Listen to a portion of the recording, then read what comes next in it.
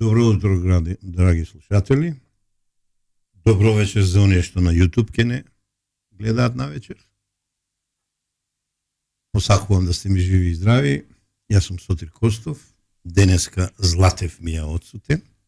Го поздравувам. Тој отиде да заврши некој работи во Лондон. Се надевам ќе биде ефикасен и да си помине убаво од кога ќе ги заврши работи.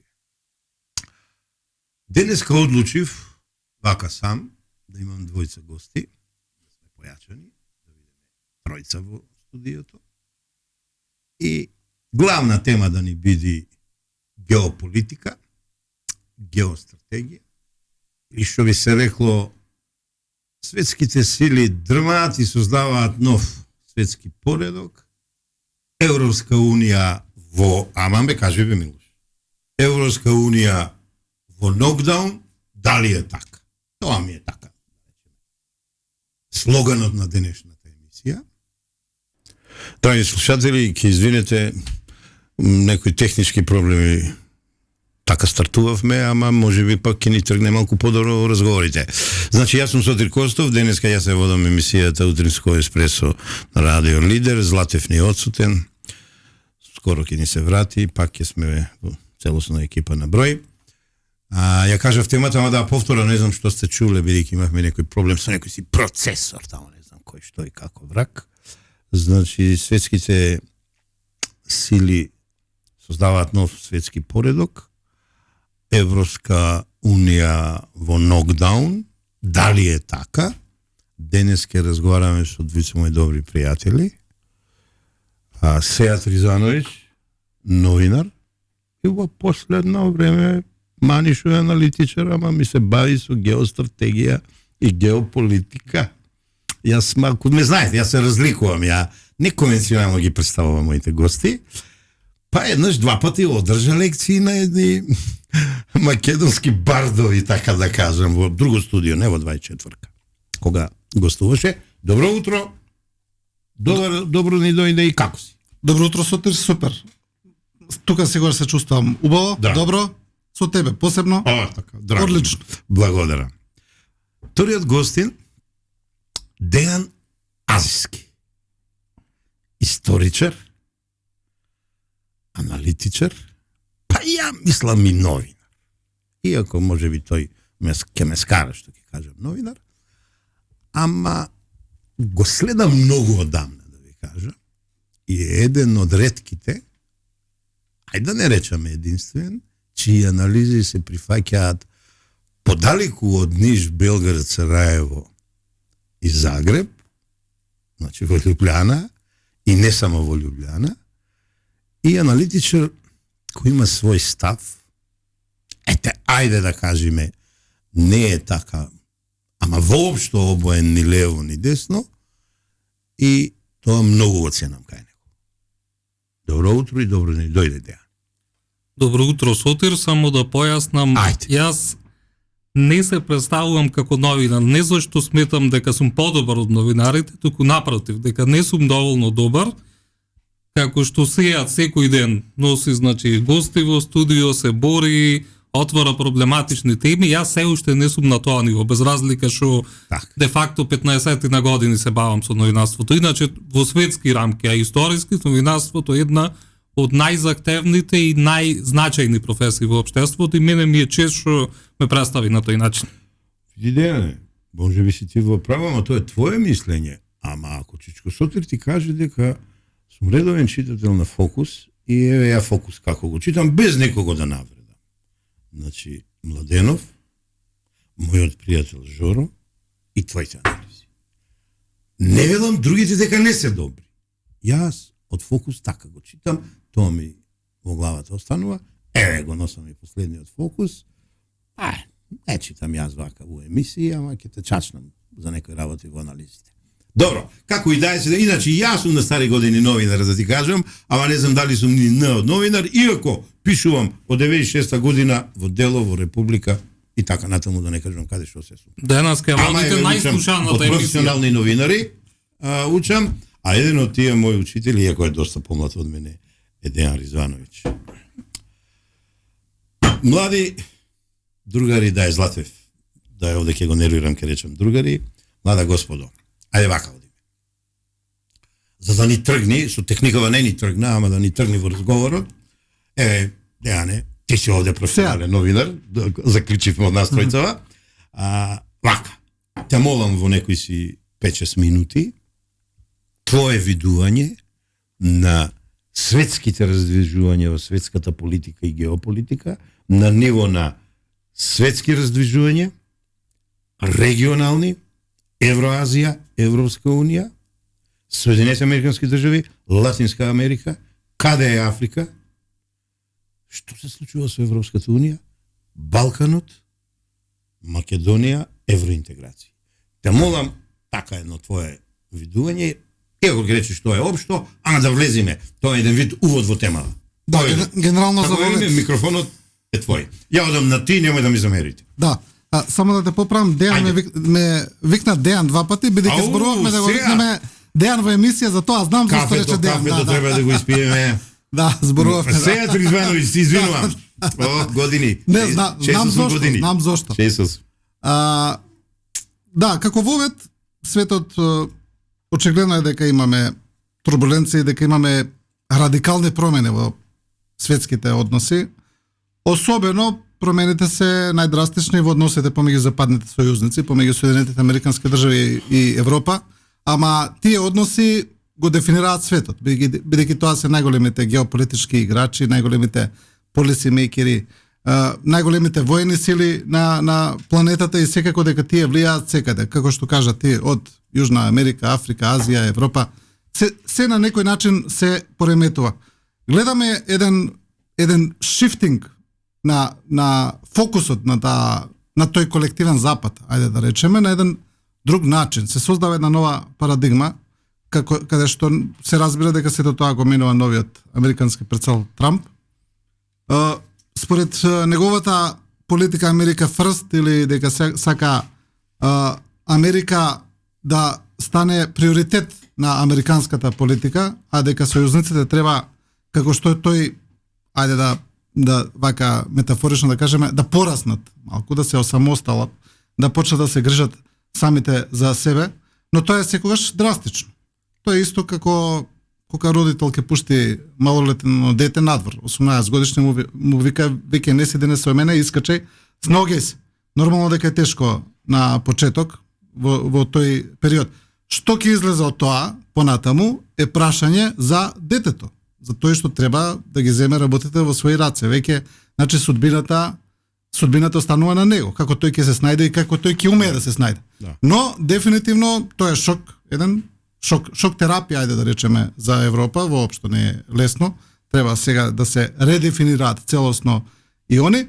И како што кажав, тоа ги минува сите односи. Америка рече дека ќе се повлече претежно од Европа, од Африка. Веќе американскиот буџет, воен буџет ги намалува трошоците за 8%, каде што се крати најмногу за афричката и за европската команда. Јасно е дека од тука најмногу ќе се повлекуваат силите. Америка сака да се сконцентрира на Кина, него ни крија тоа. Сака да ги подобри односите со Русија, бидејќи тука сака да има едно помирно море, не сака тука турбуленции. И целиот тој шифтинг, како што кажав, создава еден нов однос, за кој само ја ќе кажам на крај, се уште е нејасно што ќе произлезе од сето тоа. Дали навистина ќе имаме после некое време една стабилизација на односите, или цело време ќе имаме некакви турбуленции и нестабилност? Да. Добро, ти благодарам. Дејан, да го чуеме твоите размислувања оваа тема, ја еве ти дал така еден пас, што се вели, дали после затварањето на воениот чадор од Соединените американски држави кон Европска унија е во шок или во нокдаун? Па ја мислам би било срамота да е во шок или нокдаун, бидејќи историски гледано Маршаловиот план, донесен за време на мандатот на претседателот Хари Труман, кој го наследи Франклин Делано Рузвелт, е пред скоро 80 години. Значи, само да подсетиме, тоа е план каде се дава воена помош за краткотрајно опоравување, побрзо опоравување од последиците на Втората светска војна на Европа и било планирано некаде веќе во времето на председателот Двајт Ајзенхауер, значи Европа да застане на своји нозе. Но бюрократите нашле начин тој период да го раздолжат не само до 89-та година до паѓање на Берлинскиот зид, него и после. Никој, мислам, во светот не ја гледа сврхата на постоењето на НАТО пактот во периодот после паѓањето на Варшавскиот пакт. Бидејќи нели едното на другото било контрапот. Да. Сега имаме во тој период одлични односи со тогашниот руски претседател Борис Елцин, а од друга страна останува нека огромна воена алијанса од 500 милиони, можда и повеќе, значи држави со 500 милиони жители или повеќе, се вложуваат целиот период некои средства, работи за само две интервенции на алијансата, едната против србите во Република Српска и втората, значи 99-та на Косово. Така да, значи, едноставно желбата да се измолзува тој економски потенцијал на Америка во Европа и ден денес постои и, значи, пред се мислам дека шокот или нервозата е од тој аспект. Трамп апсолутно е во право кога бара европските држави или да ги зголемат воените буџети или да најдат начин да имаат мир со условно речено непријателот од исток и да не мора да имаат воени буџети. Но да се ослонува се на американската армија и незиното присуство во Европа, кој е огромно и прескапо, јас не само што сега во моментот не гледам логика, него и претходните 35 години воопшто немало никакво значење и неодржливо на долг рок. Така да, од тој аспект сигурен сум дека Трамп прави нешто што одамна требаше да биде направено.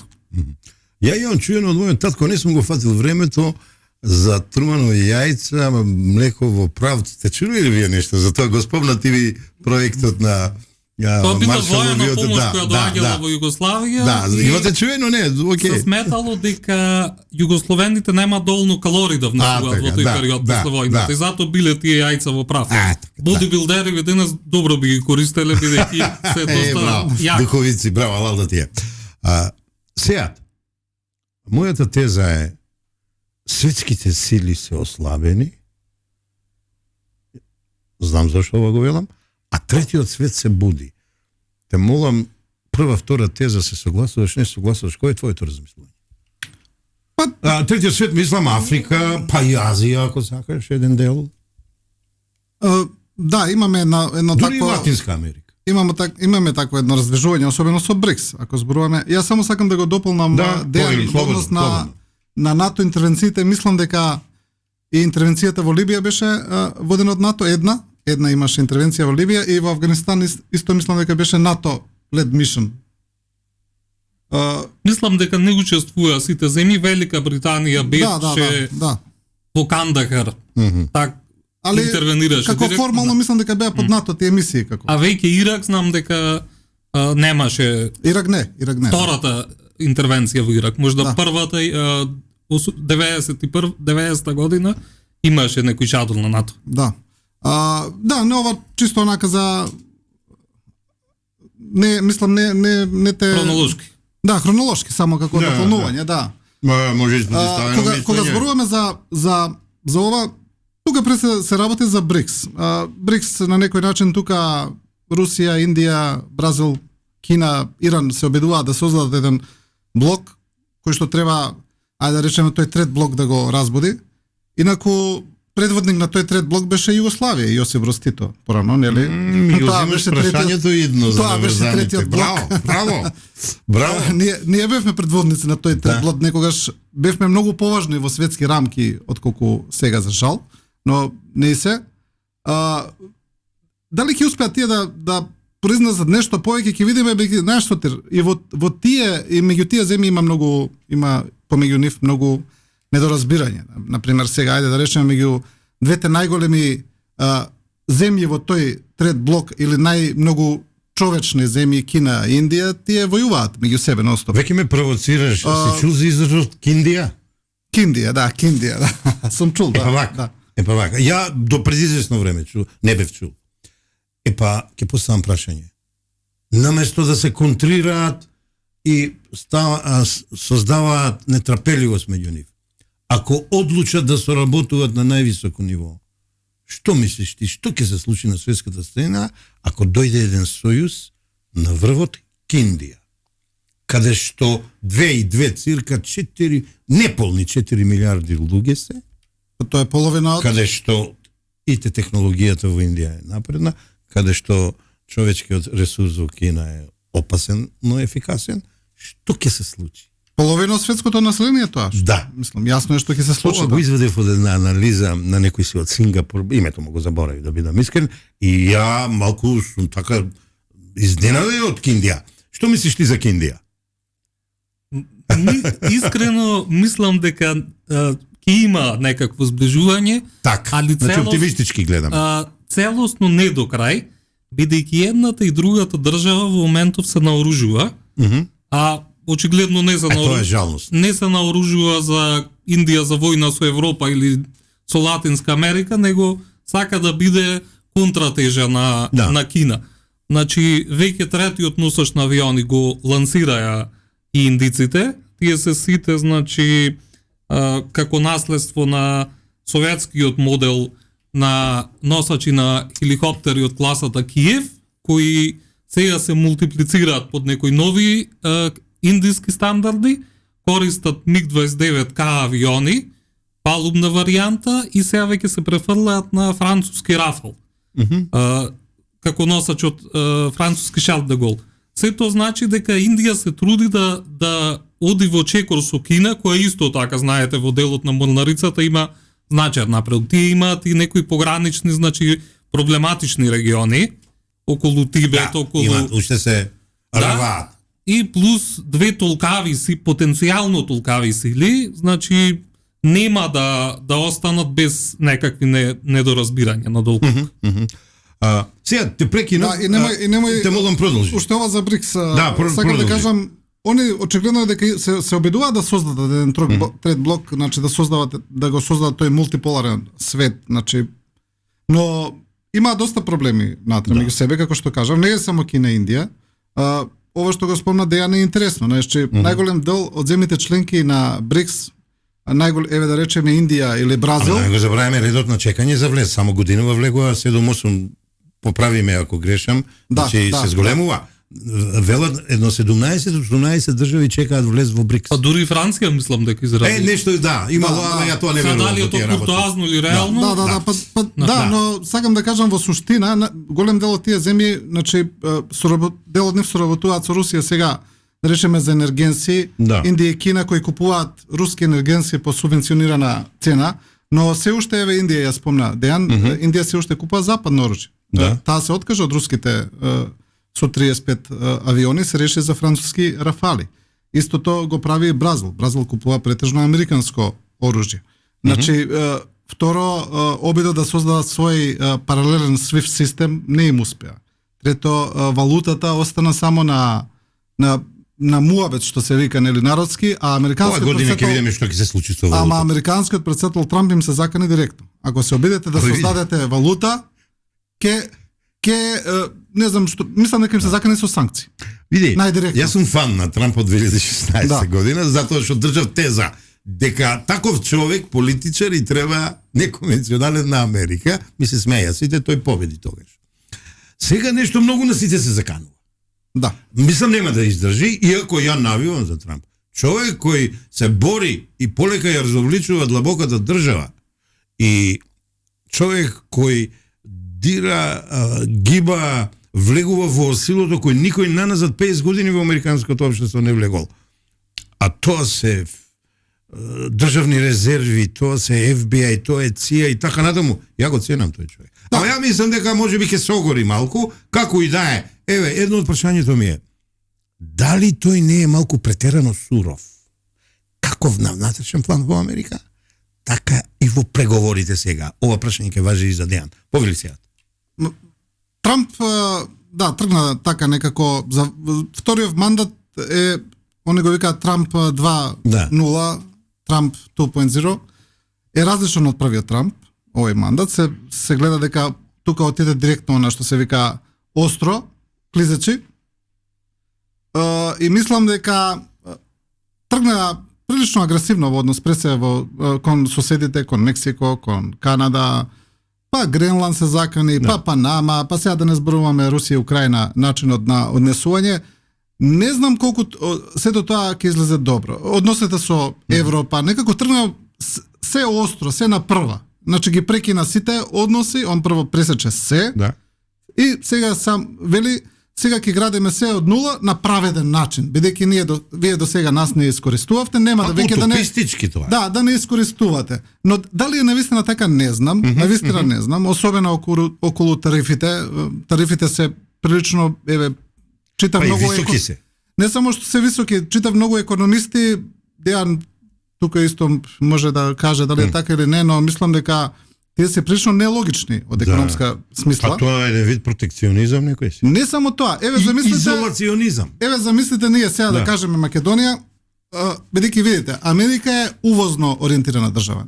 Америка е најголем увозник. Она има еден од најголемите трговски дефицити на свет. Најголем, не еден. Да. Најголем, Веројатно дефинитивно. најголем. Сега не знам, не сум гледал статистики, може И би најголем. најзадолжена земја во светот. Како може земја која е увозник, која увезува работи, да наметне царини на сите? Тарифи се царини, всушност. Па тоа е. Еве замислите, ние сме увозник од Турција. 80% сме увезуваме од Турција, да речеме, во однос на Турција, зборувам, директно во трговските односи со Турција.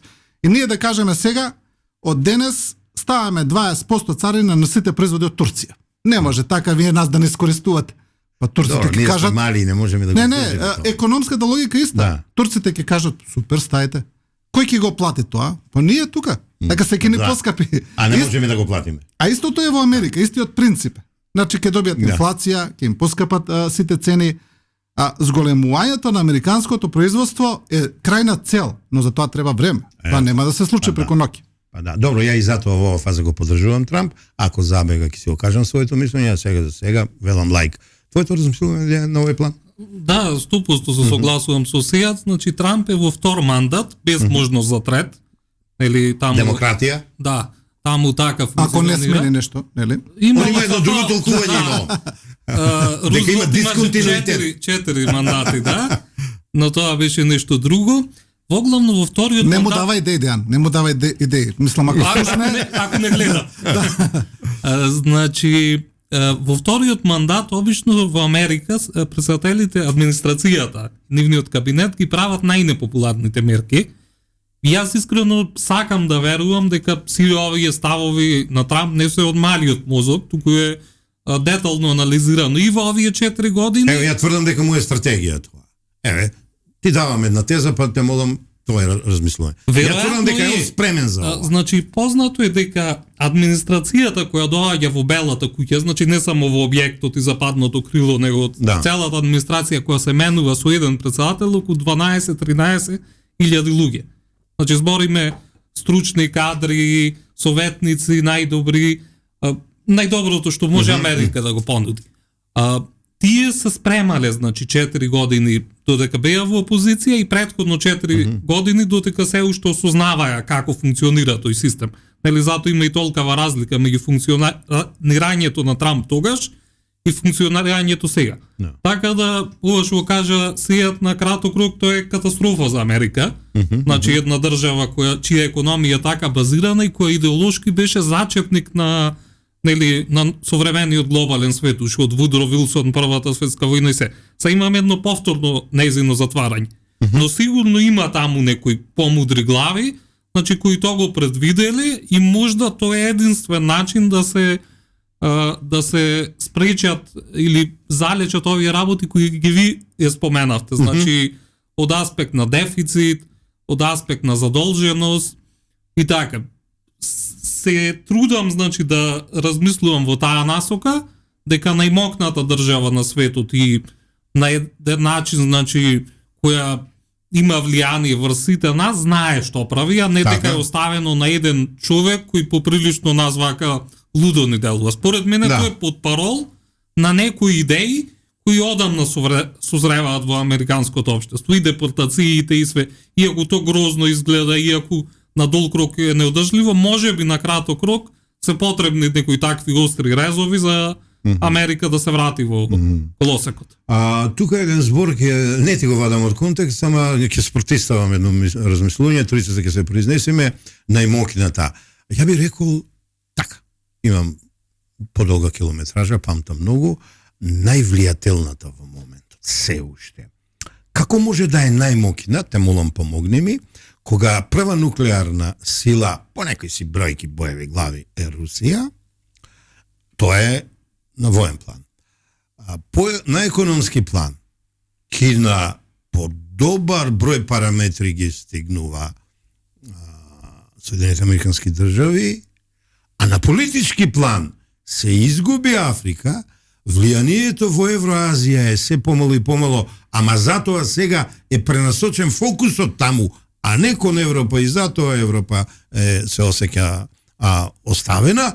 И ја лично мислам дека можеби, ја не сум во право, дека можеби веќе Соединените американски држави не се најмокината држава во светот, бидејќи до вчера бевме унилатерален свет, а сега сме полилатерален свет.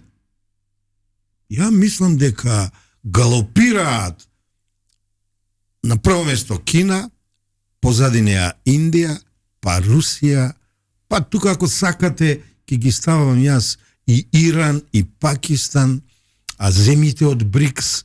Мислам дека Соединените американски држави се разнишани, а од причина што станаа поделено општество, голем јас се направи меѓу демократите, кои се автори на и реализатори на длабоката држава, и републиканците, кои неле конзервативци, вакви и онакви, ама сепак за мене водат напред и се трудат да го обноват општеството во американско на морален план и не само на морален план. Да го чујам твоето размислување, па насејат кон овој мој став. Мислам јас дека во мандатите на Бил Клинтон и на Барак Обама, двајца демократски председатели, тие кои достигнаа зенитот на својата мок, Да. и нормално кој се деси таа кулминација и литературно и секако, секоја империја оди надолу.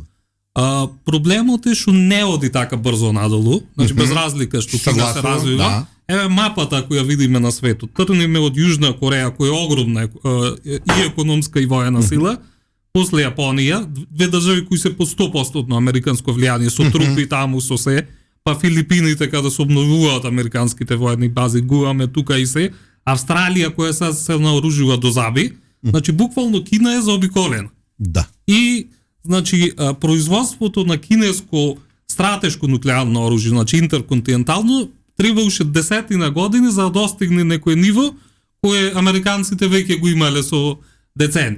Од друга страна Русија, значи кубури се население од 260 милиони во Советскиот сојуз. Ама ресурси колку сакаш? Се паднати. Природни. И тоа е најголемиот проблем. Затоа Кина го има населението, а русите... Да, али значи на запад тие се така размислуваат, премалку руси, значи контролираат премногу ресурси. Да. Тоа е проблемот во светот, значи за тоа се сите војни. Плюс треба да имаме предвид дека Америка и Русија се граничат малку таму во Беринговото море, најголема граница Русија има со Кина и со Монголија, ама тоа е Кина. Значи ресурсите во Сибир, не зборам утре, за еден век или за половина век, значи ќе станат интересна зона за Кина. Бидејќи во јужниот дел на Сибир живее такво население со коси очи, со кое историски припаѓа нели од Џингис Кан према таму.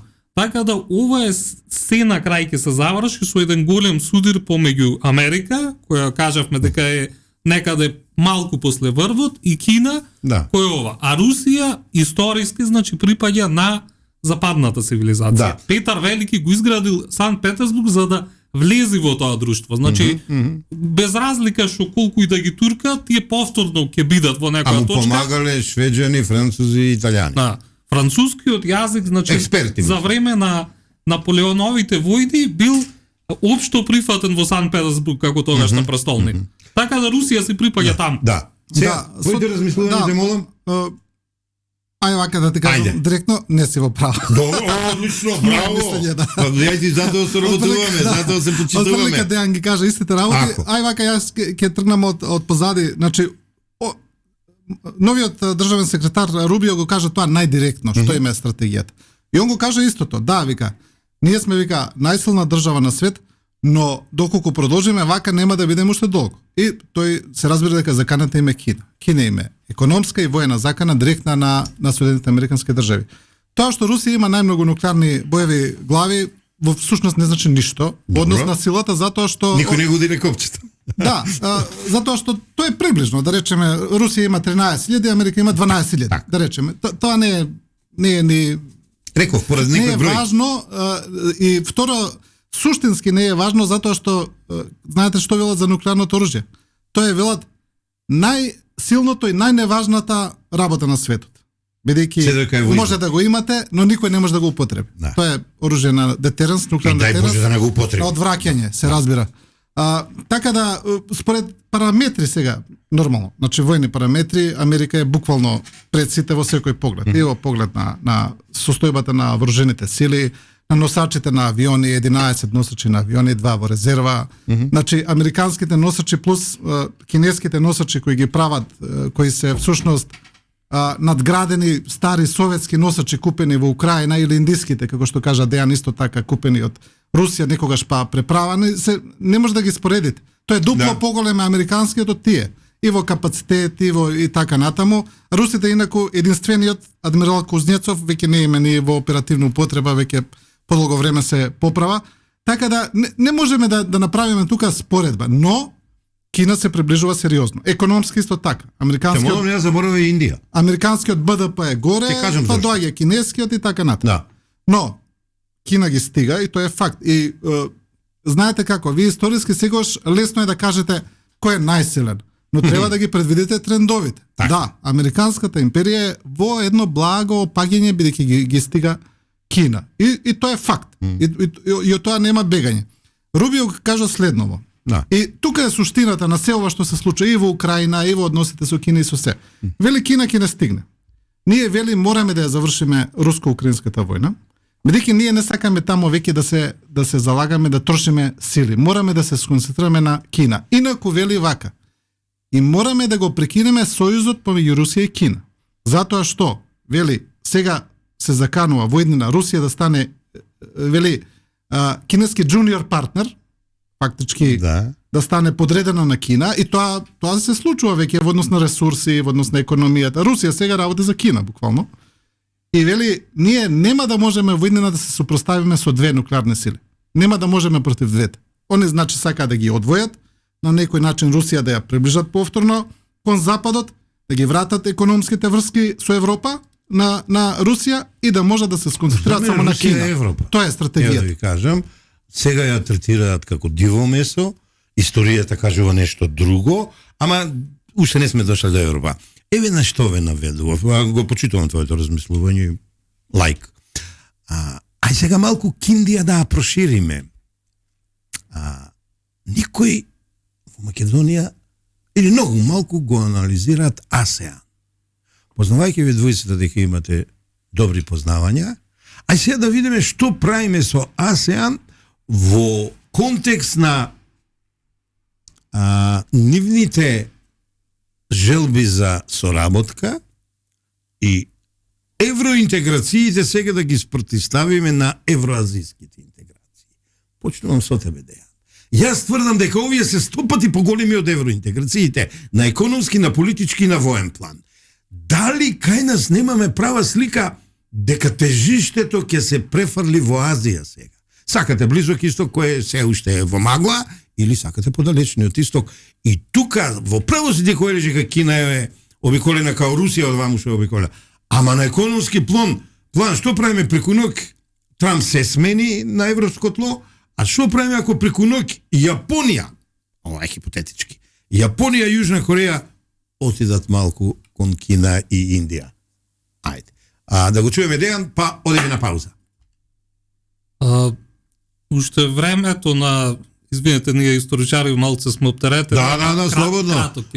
Дај таа историска нишка, те молам. Уште времето кога Александар Македонски ги направил првите обиди за глобализација, стигнал до Пенџаб. Ето речињето, значи во Индија му кажале дека од тука има толку многу население натаму, што нема со 10 арми како таа што ги имал да може да продолжи. Значи Азија од секогаш била поголема и нормално географски со ресурси од Европа и се.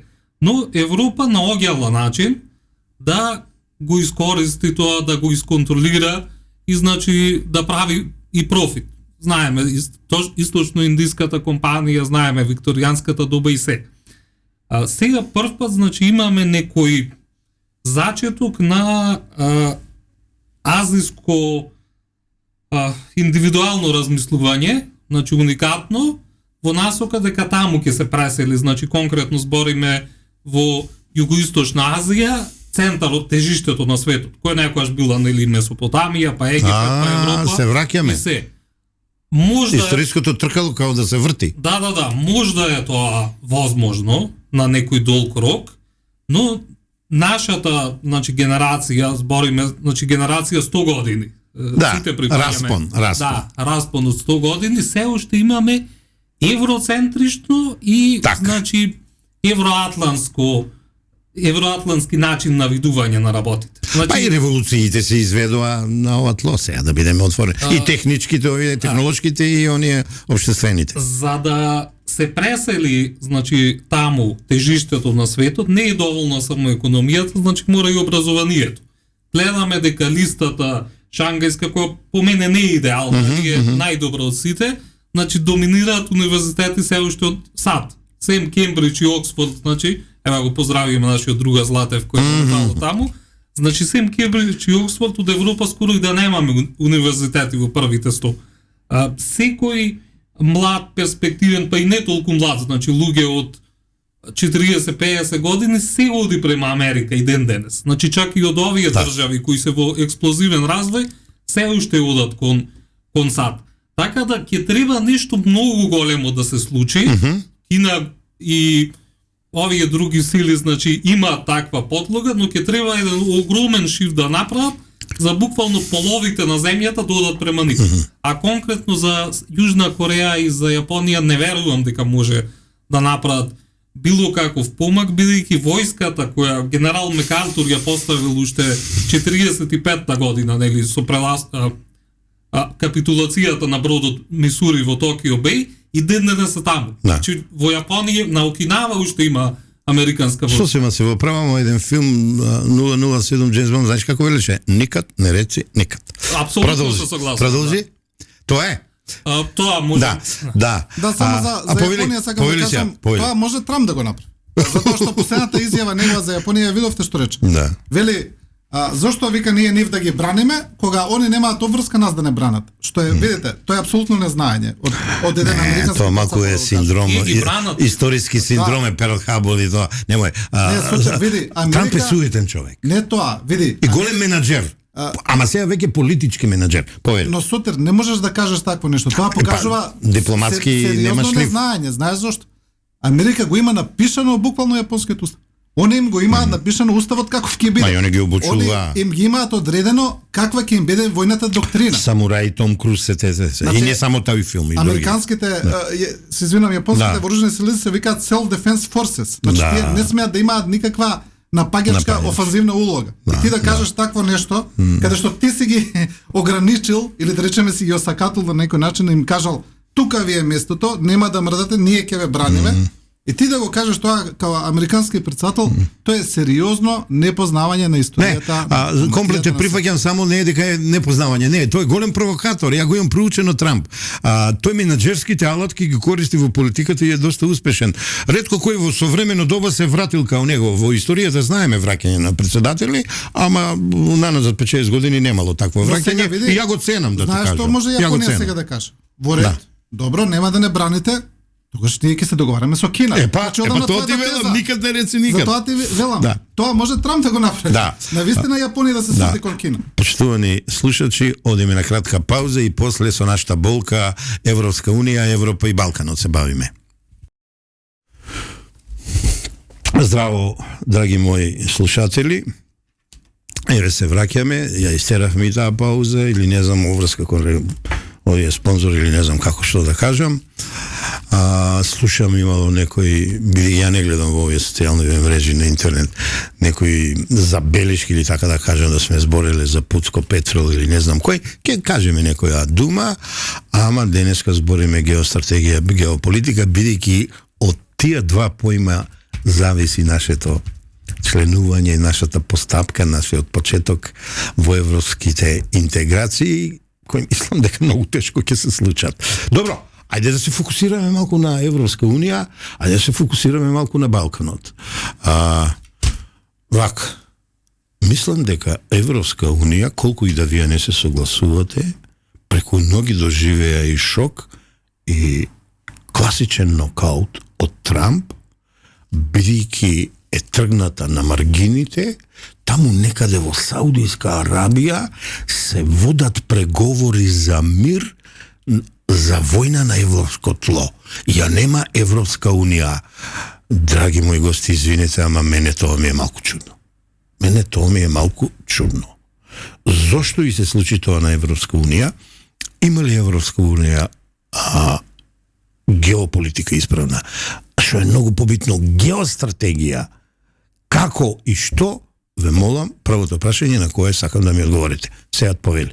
Да, прво, јас апсолутно се согласив со тебе дека се во шок. Исто да го кажам, да, тоа е шок за нив и тоа електрошок, да речеме, да. Малку хипотетички го кажав, ова се согласуват. Сега дали се во нокдаун, тоа е друго веќе прашање, но дека се во шок, тоа е апсолутно. Па видите, Сотир, ајде, еве пак јас онака директно, немаат ни геополитика, ни геостратегија, они имаат формална заедничка надворешна политика која не ја почитуваат ни државите членки, да речеме Унгарија нема иста политика со Европската Унија, сега го гледаме и словачкиот пример, Фицо некако се обидува и тој да фати чекор со Орбан, значи немаат. Тие не прашуваат нас зошто сте гласале за резолуцијата во Обединетите нации вака или онака, дали сте се уште усогласени. Прашањето дали се они усогласени. Значи не се усогласени. Интересна вратка. Да, браво. Не се усогласени, тоа е факт. Немаат Европската Унија има некаква визија за заеднички пазар, за континент без граници, што е окей, што имаат хуманистичка идеја за човекови права и сето тоа е добро, но немаат внатрешна кохезија, немаат кохерентност, немаат единствен став за многу работи и го погазија Шенген. Шенген и за жал им фали централизираност. Да. Очигледно е дека ваквиот европски проект на ваков начин не може да успее. Мислам, они го знаат тоа, они се стремат, нели, имат проблем со федералниот систем, имат проблем. Да, но мора, доколку Европската Унија сака да остане ефикасен политички ентитет, како Европска Унија, мора да го сменат начинот на функционирање.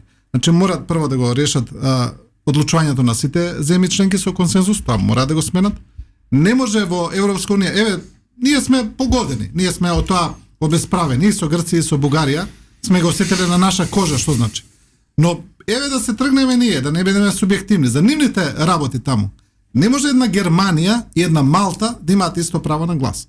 Ако Германија обезбедува 60% од европскиот буџет, а Малта, не знам... Нека имат исто право на глас, ама нека имат модус на изгласување. Модус на изгласување. По-рационален, по-ефикасен. Па мнозинство, или мнозинство, или не знам како. Да. Нека го решат. Додека не ги решат тие работи, Европската Унија никогаш нема да може да функционира ефикасно. Тој им е проблемот. Затоа не може да изградат најчесто ни заеднички ставови, ни заедничка политика. Сега се фрлени во небрано, фрлени се такви какви што се фрлени во оган.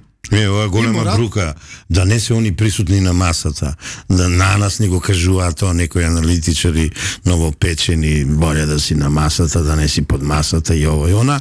Каде е Европската Унија? Ајде Дејан сега да те прашам, каде е во моментот Европска Унија? Ја нема во Саудиска Арабија, ја немаше во Њу Јорк, во Вашингтон ДС, ја нема, добро, ја имаше во Лондон. Зошто Лондон? Па Обединетото кралство ја напушти Европската Унија. Зошто не Брисел? Каде е тука бирократскиот Брисел? Каде е оската триаголникот Париз, Берлин, Брисел? Те молам, помогни ми.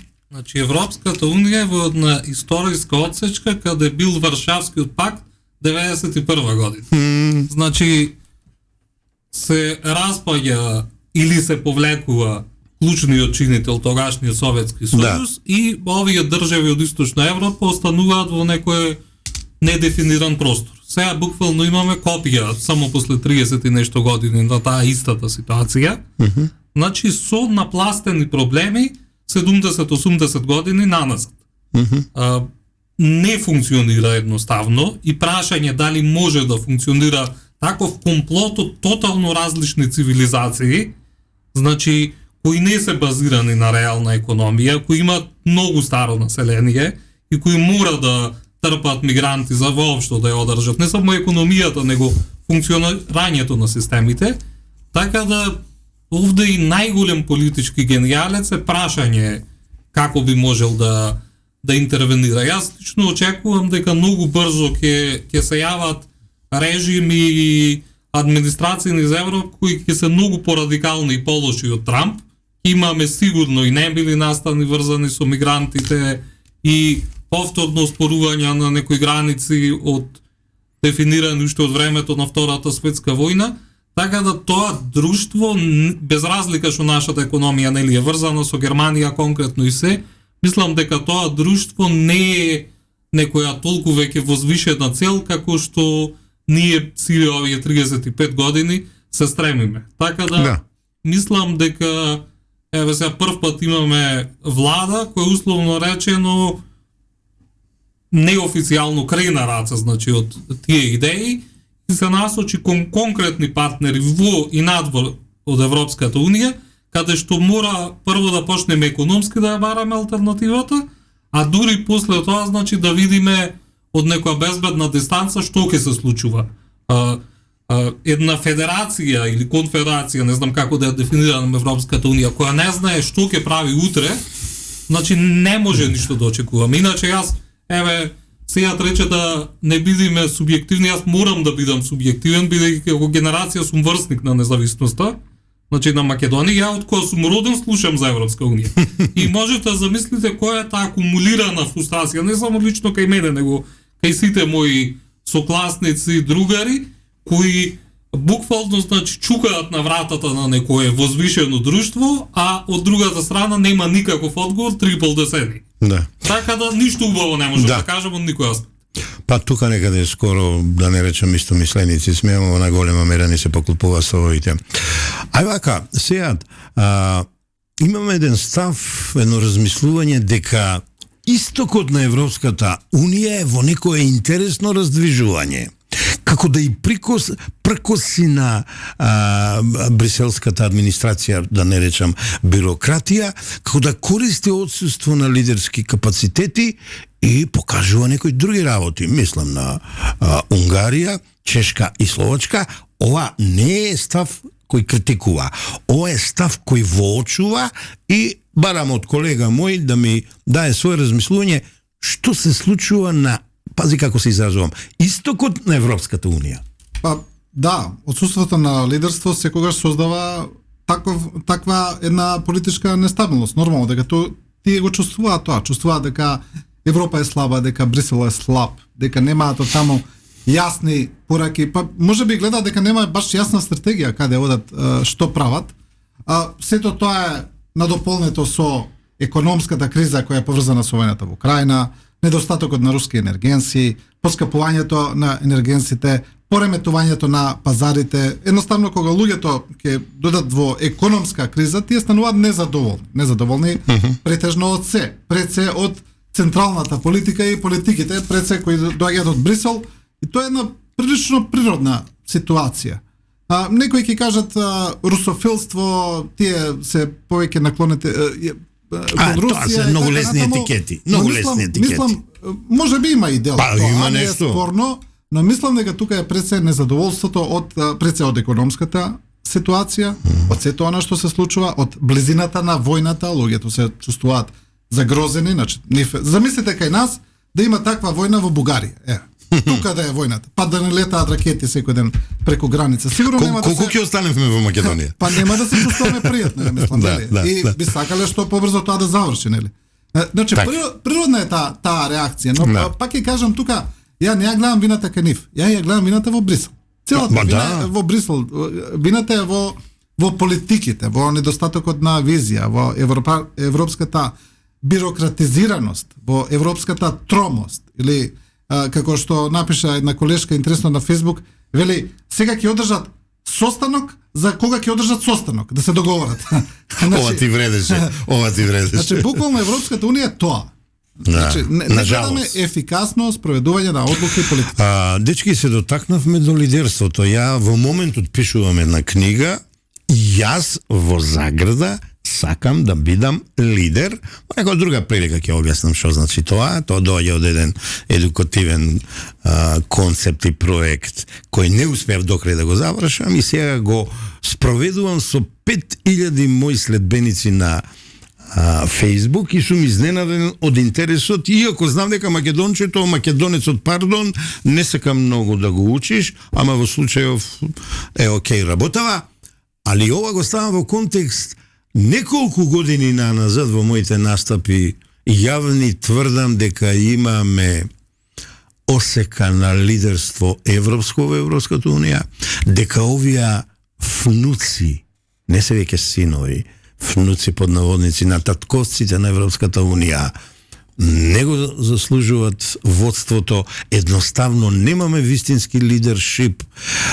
Дали не мислите дека вредносниот систем веќе во Европска унија е така еродиран, така распаднат, што доаѓаат лидери, па прости ми идеја нема кои не се вистински лидери. Кој е твоето размислување? Познатиот писател H.G. Wells, нели, во неговото дело Времеплов го предвиде тоа, дека ќе дојдат генерации кои ќе се толку кревки, што буквално нема да се занимаат на српски, значи занимаваат со ништо.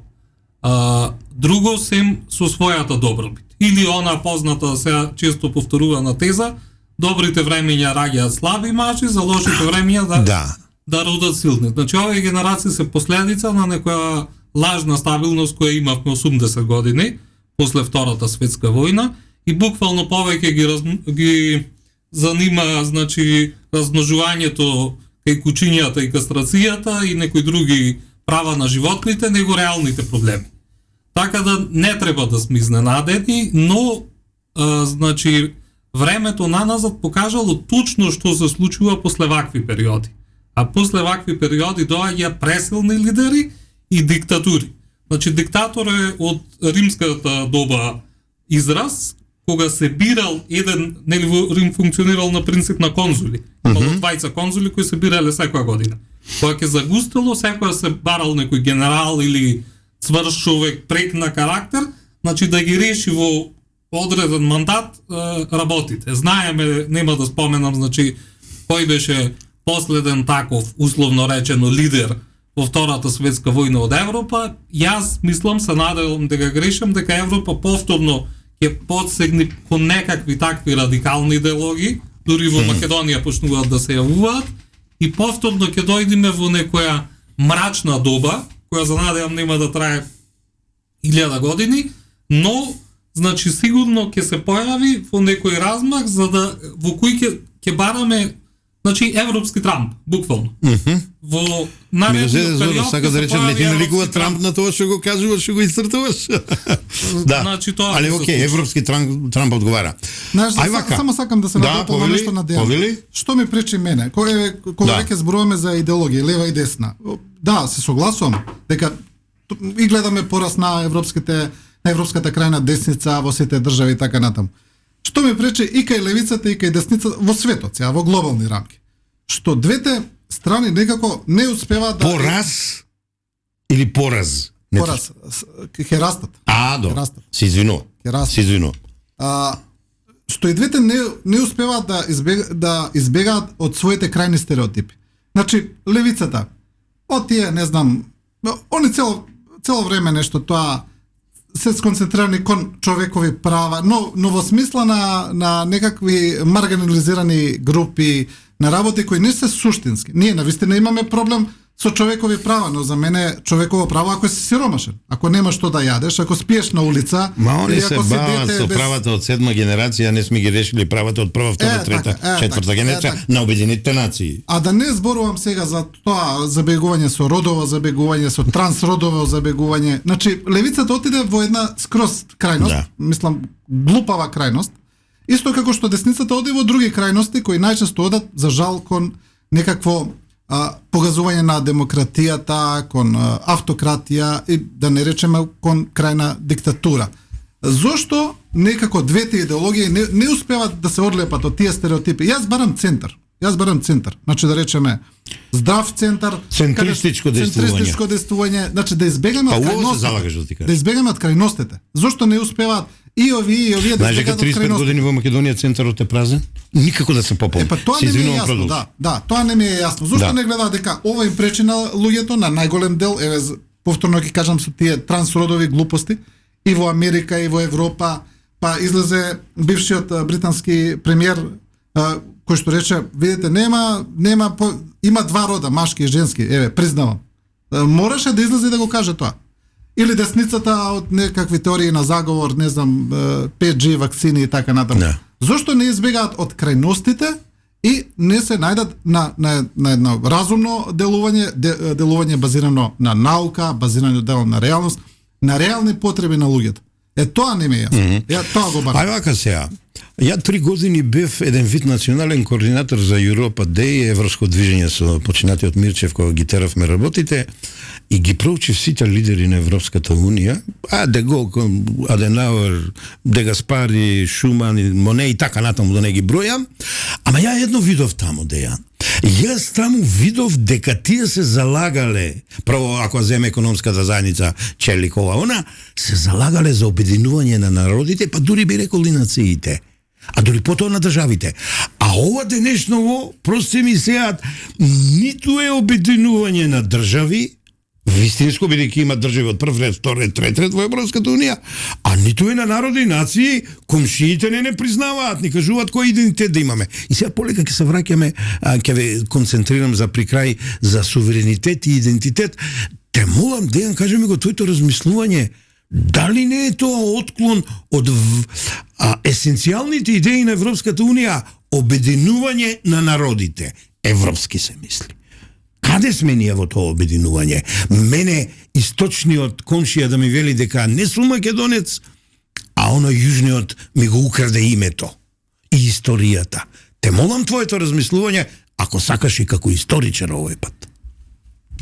Кога била Европа обединета? Значи, последна таква творба која фаќала барем 90% од територијата е Светата Римска империја во следниот век. Значи, која била генерално, се менувале, значи, династиите, или генерално под Хабсбурговците, или после тоа се трансформирало и Австро-Унгарија се смета за некој наследник. Но како тоа функционирало? Да, имало еден крал, император, но, или цареве, како сакате да наречете го, но секое село, буквално во Европа, било некоја своја феудална држава. Сега повторно идаме во еден таков период, каде што буквално секоја германска покрајна, Баварија се буни ради нивната култура, Северна Рајна Весфалија многу придонесувала економски, па сака да има некој посебен статус. Французите, значи, од натрешноста се бунат на претераниот прилив на мигранти и целно население во Ница, во Монпелје, во Париз.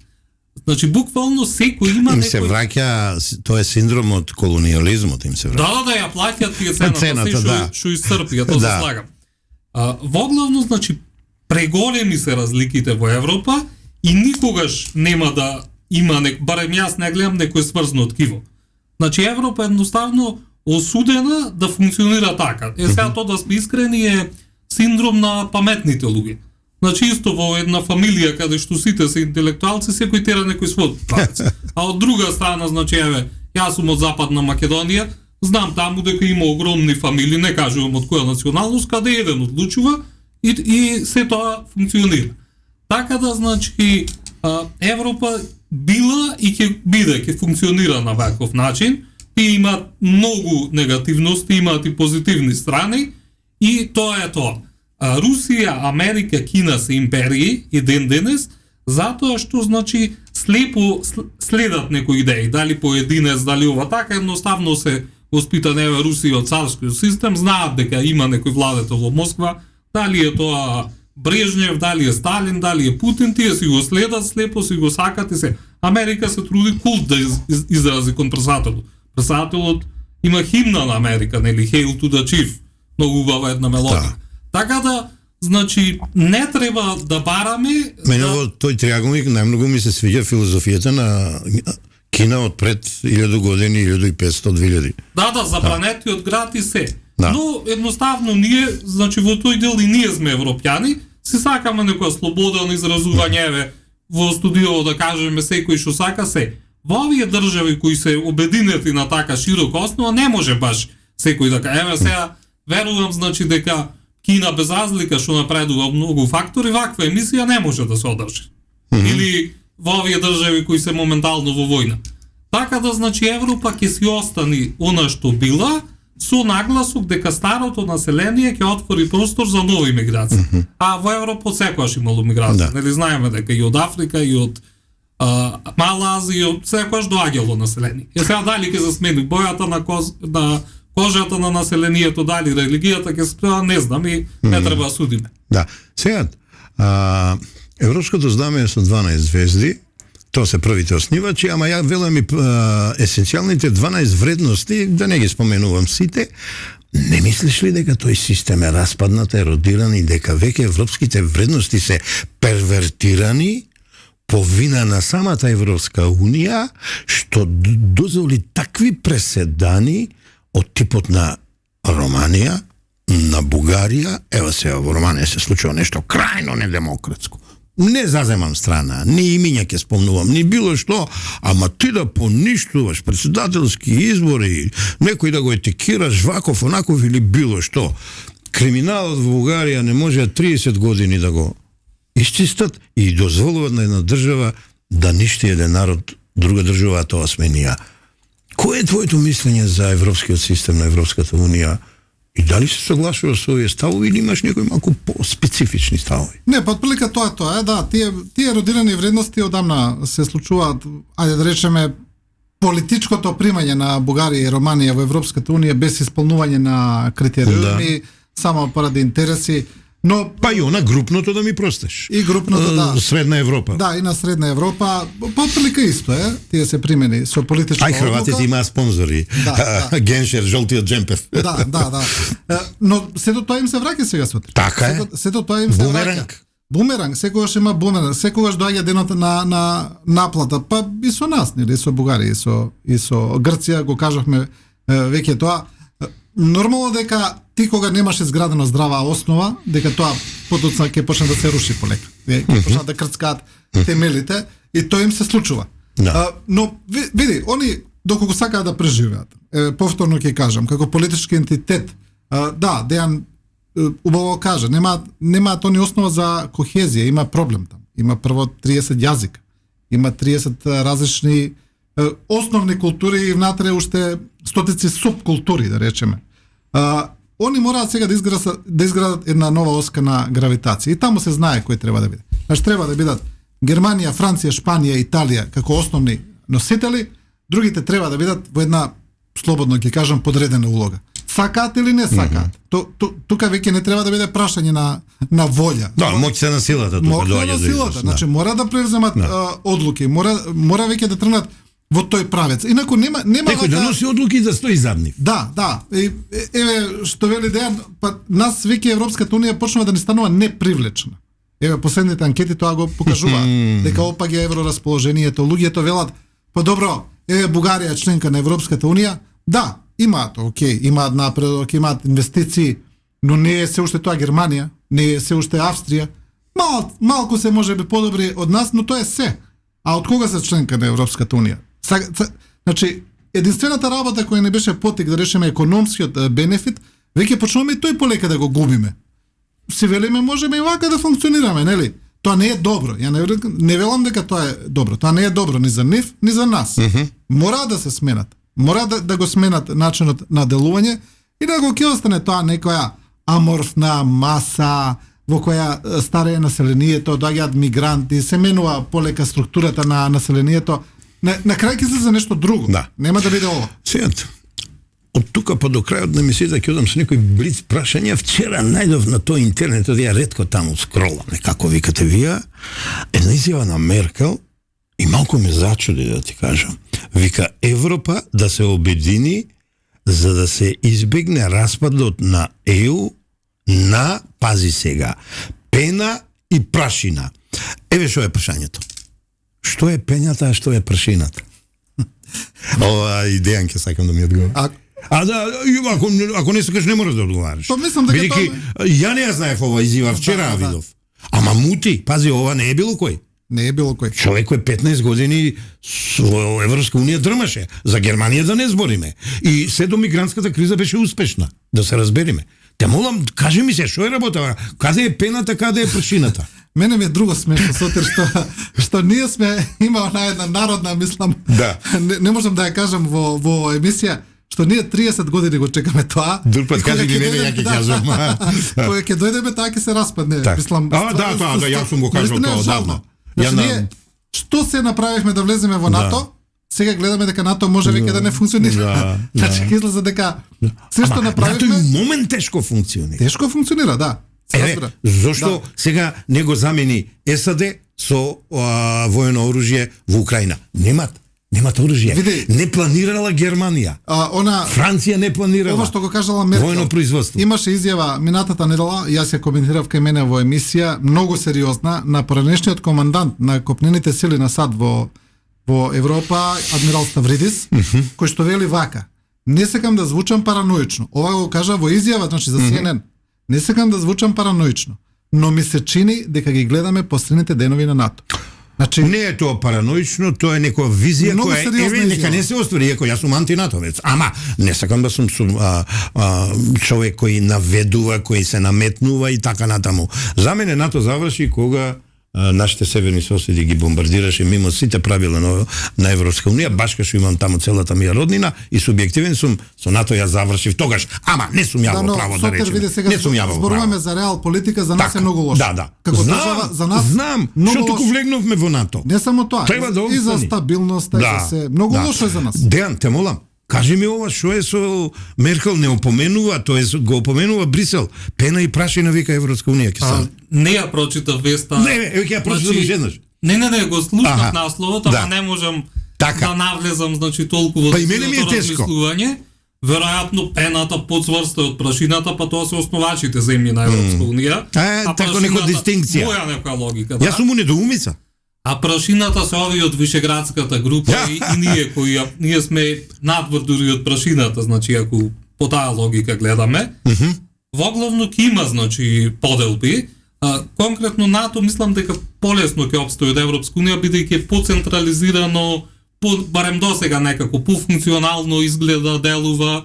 Ќе видиме како ќе се имаат и повод, нели, досега Русија им беше непријател, се официјално имаат, значи за кого да постојат, дека ќе се одржува на барем на апарати таа заедница. А Европска унија ќе има некоја драстична трансформација, тоа е сигурно, или вака ќе биде на некој тивко изумирање.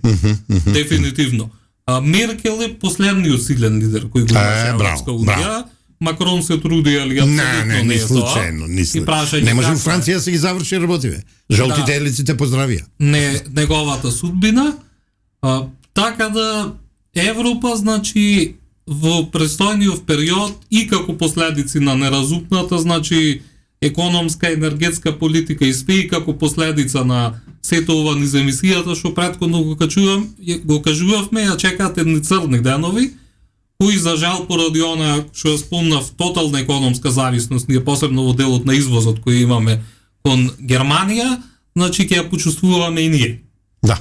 Така да, значи, не знам дали е навремено ова што го презаде владата, нашата влада кон некои алтернативни партнери, но во секој случај ќе сме приморани да го поддржувам тоа, да знаеш. Порано или покасно. Да, неопходно изгледа, апсолутно.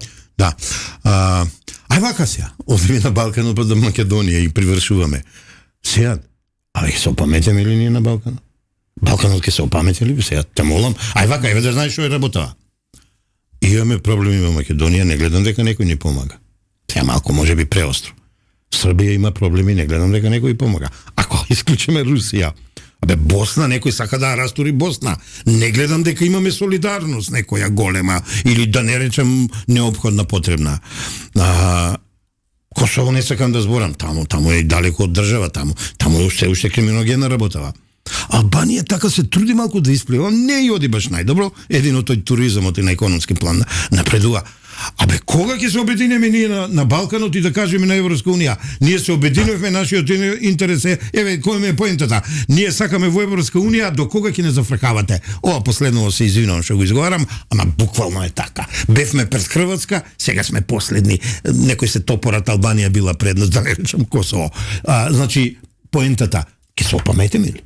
Па ние сотир бевме обединети на Балканот, во една држава што се викаше Југославија, и тоа бевме прилично обединети, значи Јужните Словени плюс и други останати, се разбира, но решија сите земји дека тоа не им е добро. Ние имавме Европска унија пред Европска унија, реално. Тоа беше и многу посилен сојуз од тоа е нешто што Европската унија сега сака да го постигне, но не може. Тоа беше Југославија. Тој Бжежински ќе ни плати тој. Но без си решија сите држави дека сакаат да бидат, да имаат своји држави, да се повикаат на некакво историско наследство. И се само две се во Европска унија, а другите не чиниме. Што е во ред, но не оди работава, некако тешко оди, нели? Втор проблем е што национализмите секогаш се хранат со национализам. Тука те чекав. Својот со тугиот со твојот, едни со Балкански мегаетникум. Димитар Мирчев. Никој не гледа подалеку од својот двор, не ја гледаат перспективата, не гледаат. За мене отворен Балкан беше супер идеја. Да. Без разлика. Ама скрена. Но видите, веднаш не сакаат да влезе. Косово не сака, Црна Гора не сака, Босна не сака. Ме разбира, што е спорно? По отворен Балкан беше Европска унија во мало. Европска унија рече да, или Берлински процес. А регионално прво почне. Ајде да видиме како ќе функционирате. Сакате во Европска унија. Еве ви, отворени граници. Циле 98 се залагаше регионална соработка, па да одиме понатаму. Значи никој ништо не ви зима. Кој што вас ви зима, кој што ви одзема. Тргувајте, соработувајте, движете се слободно меѓу себе. Ние ни тоа не сакавме сутир. Ни тоа не сакавме. Секој на нешто мисли дека тој другиот, ама Србија била најголема, ама они ќе искористат. Абе што е битно кој што ќе искористи? Отвори ги границите, соработувај, движи се, тргувај. Но за жал не можеме да избегаме од тие некакви стереотипи, од генерализации. Предрасуди. Зошто? Па затоа веројатно што не можеме да размислуваме малце пошироко, глобално. Хоризонтот ни е тесен. Out of the box. Тоа е проблемот. Тоа е, жално, ама се согласувам, мислам, жална е констатацијата, е многу реална, се согласувам со тебе. Можеби ќе ви изненадам, ќе привршувам со една книга на Френсис Фукујама, кој вела дека промаши со крајот на историјата, ја не велам така, таа книга треба малку и меѓу редови да се чита, ама негде 18-та година, или не секам 19-та година, тој објави една книга Идентитет, потреба за достоинство и политика на незадоволство. Со ова тој го наметна прашањето на идентитет и суверенитет и рече 21. век ќе биде битка за идентитет. И сега ја гледа како размислувам. Дејан. Кога Бугарија ја краде нашата историја и вели дека Охрид твој и мој и наш е нивниот Ерусалим, а тоа е битка за идентитет. Кога Грција вели јок, нема македонци, се е хеленизам, а хеленизам не постоело. Грци не постоеле атењани, спартанци, тебанци, не знам кои све. Ама еве Дројзен во неговата торба ставил и рекол, све е хеленско, нема македонско. И тоа е битка за идентитет. Нажалост ја добија таа битка. Бугарите уште не се добили и нема да ја добијат. Нема да ја добијат таа битка, па ако треба до крај се бориме за тоа. Ја мислам овој човек е во право. Тој вели дека суверенитетот и идентитетот секоја нација во 21 век сега ќе го зајакнува. Трамп сега нели го прави тоа? Од светски глобализам удира малку на домашен суверенитет, сака да го зајакни домашното производство, она во првиот мандат што ги врати фирмите и така натаму, сега малку повеќе амбициите му се поголеми. Како да ние не сме свесни за тоа, никако да се обединиме, доаѓам до круцијалното прашање, а ја еве за поглед на идентитетот и суверенитетот сум за обединување, ако сакате, за ВМРО и СДСМ, за ДУИ и ВЛЕН. Дај да видиме што правиме со нашиот суверенитет и идентитет кој веќе е нагризан, Кој е твоето размислување? Дали овој Фукујама овој пат ја не ја повеќе работава или пак промашува? Не, тој секојаш ја погаѓа работа. Значи го читаш ти и меѓу редови. Да, фан сум. Значи, од македонски аспект, ја мислам дека последниве избори имаме обединување. Значи, огромно мнозинство од македонското етничко, значи гласачко тело и просто мнозинство од вкупното гласачко тело се определи Така? за една опција која е доминантна во моментов. Не знам до која ќе биде, али во моментот е така да имаме еден... Па барем еден циклус нека потрае. Еден тешки за времиња, али не знам, не сакам да предвидувам. Так. Имаме, значи, еден заеднички правец во кој се движи населението и државата. Што се однесува до другото, мора да знаеме дека нациите се градат на мит. Значи, нема генетска некоја точна. За брзо време, еве сега преку eBay, не знам дали знаат читателите, може да си нарачате некој тест и да видите каде ви води потеклото, така да ние од Кочани, ако не грешам. Да, Кочани. И од Охрид не сме генетски поблиски, него Охрид и Поградец, да кажем. Или Скопје и кој е на Косово, или Схан, Урошевац, не знам кој е најблизо град. Така да, значи, мора да го задржиме тој национален мит, без разлика каде е реален или не е. Значи, Ма сите држави на митови се изградени. А само Македонија нема право. Ние, македонците, имаме една теза дека наветната глава сабија не ја сечи и така сме обстанале низ историјата, што до некаде во нашиот случај се показало и точно, но не може до крај. Значи, за мене тоа што го направивме со Преспанскиот договор, не во делот на промена на името, туку во делот на откажување од македонците во егејскиот дел на Македонија и се што е веројатно единствен таков случај во светот. Значи, нонсенс. Издаја кон сета таа идеологија која ја создале асномците врз база на илинденците.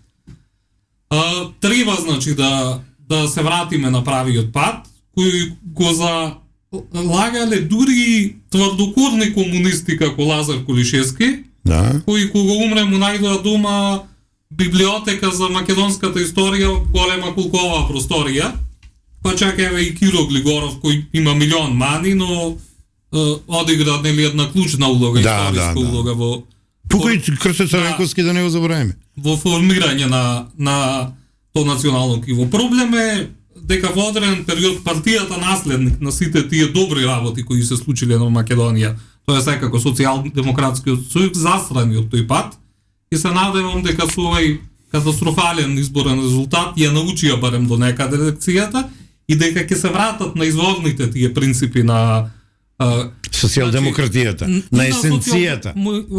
Ти мислиш за македонштината, за македонската. Значи, кај нас тоа, како да кажам, социјално движење има и национален карактер. Да, од секој пат било така. Македонија е една од ретките држави и нации кои се стекна со слобода за време на Втората светска војна.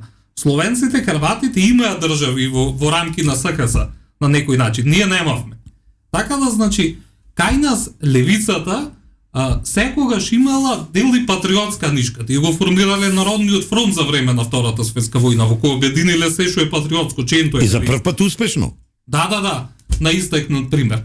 Така да, апсолутно ни треба еден мит, една заедничка звездоводилка. Па тоа ми беше прашање. Да, не се слагам јас со тезите кои се трудеше Груевски, нели, антиквизација и ова. Не можеме ние за тоа да се врзиме, но некој современ мит, да го живееме ликот на Михајло Апостолски, на Блаже Конески. Значи, синок ја читав за Михајло Апостолски. Еден голем генерал, човек без значи капка блато на неговата кариера. Учени во Белград и во Софија, пази, човек школува. Човек која бранел југословенската кралска граница, 41 во Словенија. Значи од германските напади. Значи има многу луѓе од поновава историја на кои може да се држиме. Еве чак и вие сте современици на Киро Глигоров. Кажам јас, тој има милион мани. Или прва партиска книжка на СДС. Во Маросите за тоа би се буделе. Но тој е татко на нашата нација. Сигурно и за Џорџ Вашингтон да земе да се испитува, ќе му најдеме ова. на Македонија дефинитивно и треба мит за да продолжи. И ја мислам добро, ја би дека ти го исправил имаме на ние нашата мит. држава од 91, а за нација ја би оде малку подалеку и тоа ќе е прашањето на сега што ќе му го поставам до искажеците му. Ченто и Колишевски Ченто. за мене се две страни на иста паричка. Значи А тие се Кузман залагале Јосифовски Питов, за истото. втори од Гоце, Кузман Јосифовски тој е организатор Питов, на Асном. Значи Го е убиват. од најголемите интелектуалци природно, значи надарен човек со мисла и со Да. секој ние го забораваме. Доен на илинденците од баба му и така натаму. Сега едно многу интересно прашање. Гледаме една полемика деноја, а не ми се бендисува воопшто. Ја имаме 41 востанието, а и подоцна револуцијата која застрани, ја имаме 91 независноста. Си дозволува поранешен председател до вчерашен да вели нашата државотворност 30 и некоја година, го гледам и не ми се верува. Ја лично мислам, ние сме држава од 41 година. Слушам од председател македонски дека сме били од 91 година. Кој е твоето мислење сега? Па добро, тоа сега е прашање на толкување. Сега дали мислиме кога сме станале целосно независна држава или политички ентитет во рамките на Југославија. И државен ентитет. Како Единка во федерација. Да, како кој гледа на тоа, не знам, тоа не би навлегувал премногу. Сепак е прашање на толкување, мислам дека не е погрешно да кажеш и така и така. Друго сакам да кажам нешто за Тука не согласувам, ама продолжи. Да, сакам друго нешто да кажам за нацијата и мислам дека можеби јас сум малце понеутрален во тој поглед, бидејќи не сум припадник ни на македонскиот ни на албанскиот народ, на двата мнозински народи во Македонија. Нема врска, тоа грешиш. Има малку врска во однос на ова што ќе го кажам. Ајде, не дека е тоа негативно, не дека е негативно, се разбира, туку како една доза на неутрален обзервер во однос на македонско-албанските односи пред се и на градењето на нацијата, каде што тие два етникуми би требало да бидат основа, се разбира, и други сме равноправни, тоа не е спорно. Мислам дека е потребно двата најголеми етникуми, нивните политички представници, интелектуални представници, да седнат и да направат некаков многу се зборува за тој историски македонско-албански договор. Мислам дека би требало да го направат. Бидејќи основата што треба да биде? Основата Нема да ме замериш кај се тука турците, бошњаците, србите, Не. власите, ромите. Мислам дека овие прво треба да се направат меѓусебен договор. Не зборам за тоа. Да не се контра, тука си во право. Значи македонско-албански договор за една внатрешно национална кохезија. Бидејќи знаеш што Сотир, на крајот на криштата. Ни фали таа внатрешна кохезија. Мора на сите Македонија да им биде приоритет. Мора да видиме, да седнат и да кажат добро, дали ни е нас оваа држава приоритет или ни е приоритет Србија или Косово или Албанија. Како на Османи Косово што му беше? Не се согласувам дека е така. Не се согласувам дека е така, но во ред. Мора тоа прво да го дефинираат меѓу себе. Ако е така, верувај дека никој ништо нема да може да ни направи никогаш. Ни Бугарија нема да може да не влијае, ни Србија, ни Грција, ни Албанија, ни Косово. Доколку ние внатре се согласиме дека Македонија ни е приоритет, тогаш ние немаме гале. Па да ти кажам, ќе одам уште понатаму. Немаме гале и НАТО ако се распадне. Немаме гале и Европска унија ако се распадне. Се согласувам. Нас нема да може никој од нас да не влијае. Ние нема да се распадне. Ние нема да се распаднеме. Никој нема да може да не влијае. Па види, ајде на апел да им даеме на политичарите. Народот ги гласа да се заштитници на национални и државни. Државни се малку пошироки, во државата има покрај главната нација и јавела малцинства, нека бидат дел од народи, не е проблем. Повеќе луѓе, значи тие интереси да ги бранат, а не некои партиски интереси, да не речам лични интереси. Значи, треба нашите политичари малку почесто да погледнуваат во уставот, а не во партиските програми, декларации или не знам што. Дали се согласуваш со? Така е, апсолутно. Не треба основа. Не треба основа. Таа се разбира, ние имаме устав, имаме закони, имаме се, но не треба идеолошка национална основа која тие треба да го изградат, треба да изградат темел. Треба, повторно ќе кажам, да седнат и сите ама искрено да решат дека Македонија е приоритет. што е потребно да се дојде до тоа решение, нека се договорат. Нека кажат и едните и другите што им пречи, што сакаат. Не велам сега да ја редефинираат државата или доста ја редефинираат. Или да го редефинираат уставот, не зборувам доста за ја тоа. редефинираат. Да, не зборувам за тоа. Пластелин го направивме уставот. Зборувам за постигнување на национален консензус внатрешен. Види, тука Азиски беше многу јасен. Темелите се Илинден, јасно, значи Илинденската епопеја со Крушевска република, НОБ, борба војна, демек, народно-ослободителна, дури кажа и национална и социјална, сето друго се позитивни случувања или негативни во историјата, а темелите се тие. Ја така те сватив, неле? И тука, што вели, сега нема редефинирање.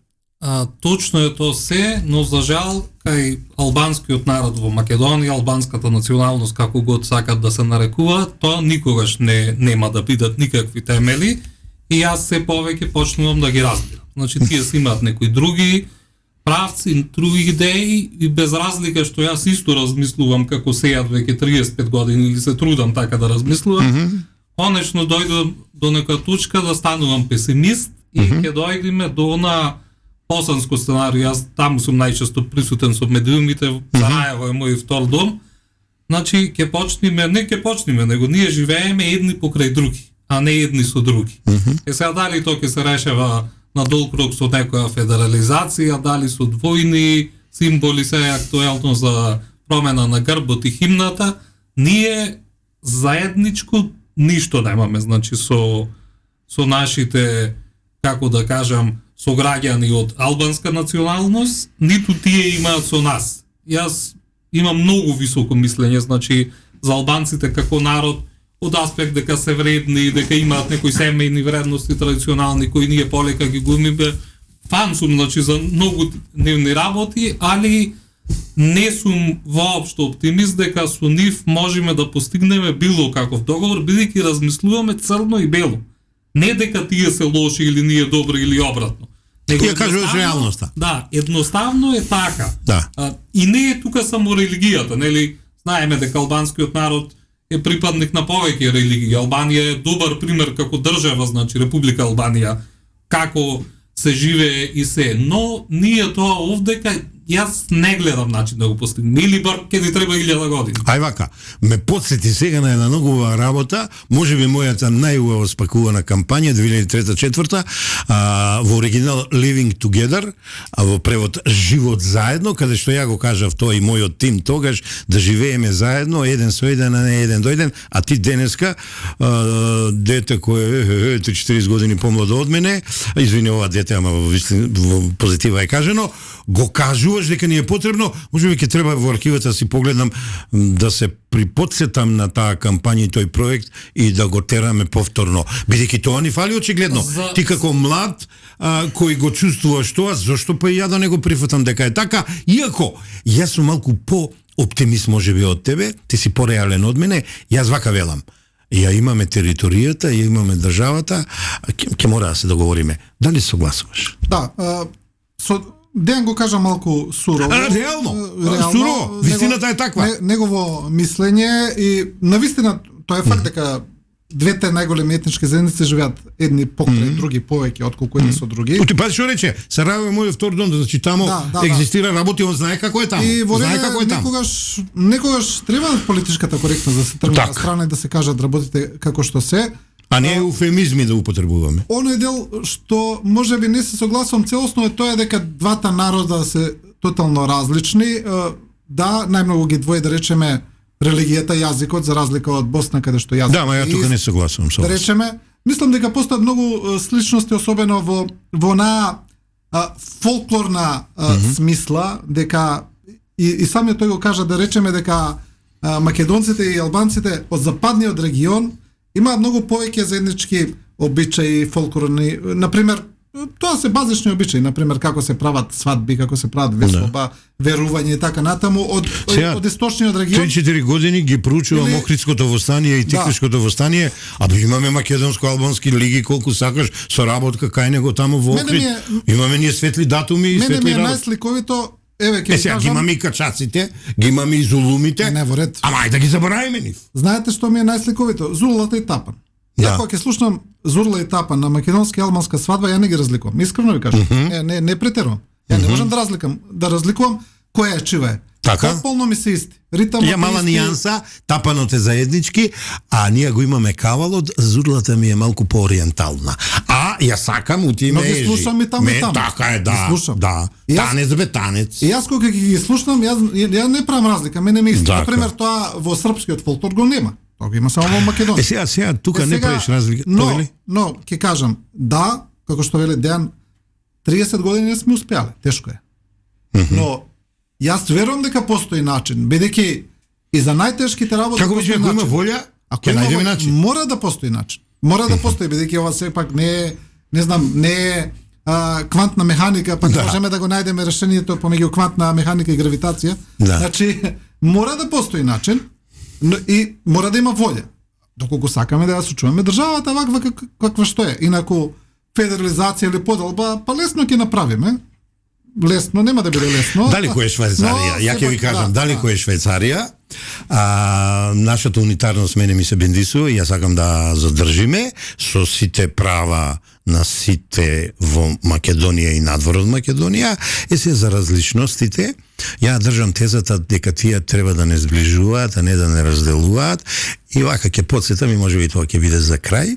Тоа што Златев ме закача за комунизмот, социјализмот, кога ја едно време работев во Белград, случајно или не, се затекнавме малку со таткото на ова момче, со Бране, ние кога живеевме, работевме во таа големата зграда, во хотел Југославија, ние не гледавме кој што е. Кресо, Моресо, Авдија од Косово, сега ми доаѓа Калинич од Босна. Сум се држал јас со овие што не ги сакам словенците, ој што одеше затвор, подсетиме како се викаше, со Јанес Јанша, тој ја растураше Јана и така на луѓеве. Абе не гледавме никој која религија, на една маса бевме, секој си јадеше тоа што си јадеше и си пиеше и не ни беше воопшто битно. Мене еден од најдобрите другари до ден денес ми е Аднан Кресо. Босанец, едно време помина во Словенија, сега пак е во Босна. Така да ти га дотакна оваа различност, ма уопште не ме тангира мене таа различност. Па ја најубаво се осеќам кај тебе во емисија, да ти кажам. А и сега Ризвановиќ, ти си друга религија или етникум, ја не те гледам така тебе. Не те гледам така. Добро, овде сме малце обседнати со тоа. Тука си во право. Па ајде тие стереотипи и презрасуди да ги напуштиме. Ќе упатам на изјавата на албанскиот премиер Еди Рама, кој што вели вака. Јас сум сега редоследот веројатно ќе го сгрешам. Вели јас сум католик. Не, јас сум муслиман, жена ми е католик, а децата ми се православни. Тоа е нивно право. Пред него, знаеш кој го има дадено? Брега од Бело дугме. И буквално го кажа тоа. За керките негови сошено му. И Албанија така функционира. Во Албанија да ви кажам, прилично добри работи во Албанија. Во Албанија ние не сме свесни. Во Албанија е прилично непристојно некого да прашаш која е религија. Се смета за глупаво прашање. Па ајде ние да го направиме. Не разбирате? Браво за ова. Се трудев дневна политика денеска со вас да не терам, бидејќи така замислив, ке ми простите ако ви изгрешив. Така. Ама ајде вака сега. Дали вчера имавме упат во македонското судство или не? Колку можеш кратко, ако не можеш ни кратко елаборирај, те молам кажи, имавме ли упат? Мислам дека сејат е поадекватен да одговори, пошто ги нему да му дам предност. Ајде, сега. Имавме ли упат во македонското судство вчера? Одма ќе кажам, не е моја омилена тема, јас сум повеќе. Ќе ти кажам, не, ќе ти дам.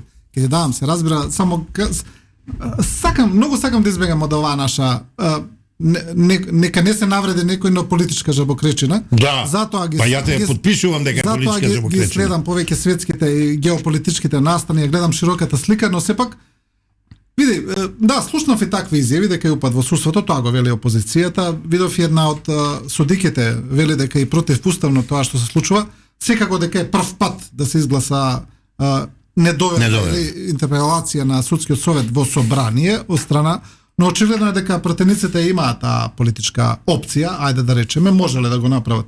И претходно не го направиле, не знам, Тоа е сепак политичка одлука. Ова е политичка одлука на мнозинството да каже дека не верува во судскиот совет. Сега тука треба да бидеме малку реални. И ќе ви кажам ова што ќе ви го кажам, ми го кажа еден многу висок дипломат кај нас. Буквално вака ми го кажа. Да. Вели, види, секаде се менуваат судските гарнитури во свет. И во Европа е така. Вика, немојте да мислите дека е нешто поразлично. Доаѓа власт, полека менува администрација, менува суди, менува судови и така натаму. Се разбира дека не верува во вие, не ја одговара и така натаму. Но прашањето е тука, што со тие кои ќе дојдат? Во ред, нека ги сменат овие ако не веруваат. Судството ни е навистина со една катастрофална оценка, никој не верува во него. Да. Оние фамозни 2%, гледаме што се случува во судството. Ништо тоа не е спорно, дека тоа е исполитизирано до крајна инстанца, но го исполитизирале сите кои биле на власт до сега, да се разбераме. Сите подеднакво. Тука не амнестирам никого.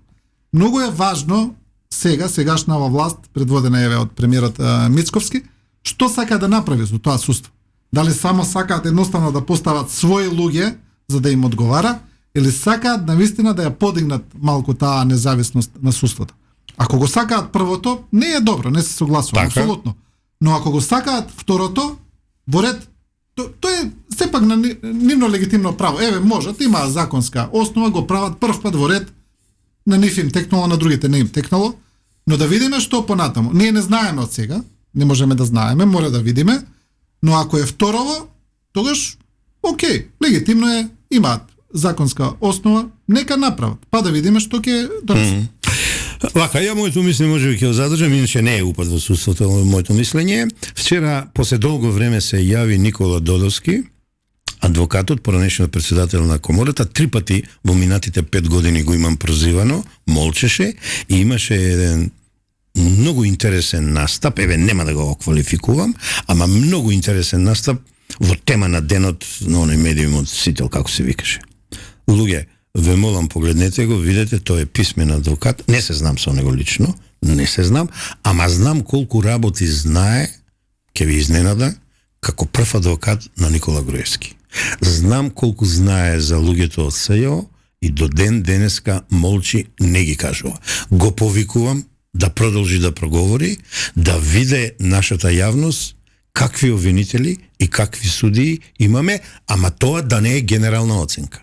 Имаме и способни судии, имаме и обвинители со сите нишани, сите се маргинализирани, да не речем напикани по некои кешови, а горе на површината имаме обвинители кои не гонат ниту организиран криминал, нити корупција, ниту ништо.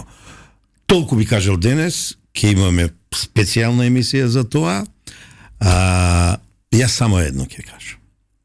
Јас сум ви благодарен, јас сум среќен што денеска ви ми бевте гости. Се трудев да не ве прекинувам, се трудев да се доискажувате и да ги кажете своите мислења. Мислам, ретко знае, и техникава знае дека ја ретко давам оценка, ама мислам дека денес направивме една симпатична емисија, малку поинаква, изведена на поинаков начин и јас барем денес чув од вас едни малку пошироки размислувања со пошироки хоризонти, невообичаени за секојдневното размислување во Република Македонија.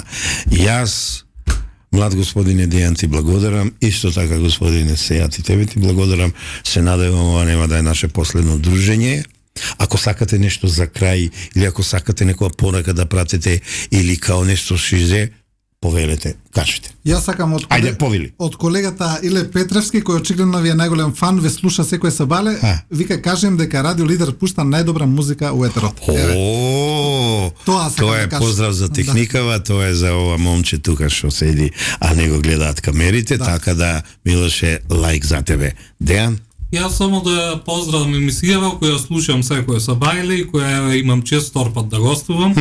Така да ви стојам на располагање. Ќе се потрудиме малку почест да доаѓаш. Ви стојам на располагање, ако имате празен простор, тука сум да ви. Така, ви благодарам, се надевам, не го засрамивме Златев кој е одсутен, го поздравуваме уште еднаш, се гледаме следната и се слушаме следната среда. Да сте ми живи и здрави сите во Македонија и надвор од Македонија.